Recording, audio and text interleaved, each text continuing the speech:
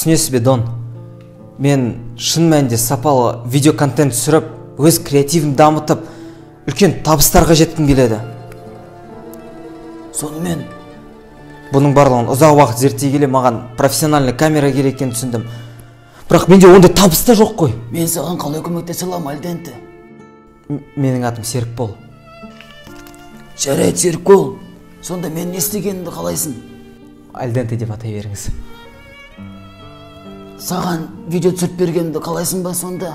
Жоқ, мен бір нәрсені ғана түсінбеймін. Адам жай ғана видео түсіргісі келсе, ол бірінші тұратты 500 мың қазақстандық долларға камера сатып алу керек, одан кейін тұратты 600 мың теңге монтаж жасау үшін ноутбук сатып алады. Бұның немелі бұның барлығы?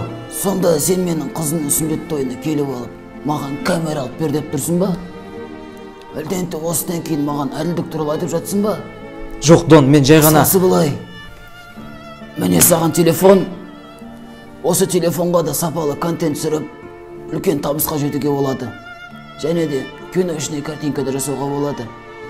Сосын осы телефон ішінде приложенияларды қолданып, сонымен монтаж жасайсың. Ал егер де профессионалды мобилограф болғым келем десе, төменге плюс қалдырып курсқа тіркел. Болды, түсіндім. Рахмет сізге, Дон. Жоқ, Дигидон деші. Рахмет, Дигидон. Былай. Дон, Дигидон, Дон, Дигидон, Дон, Дон, Дигидон, Дон. Бұл Ирина Қайраттыңдағы прикол емес па? А?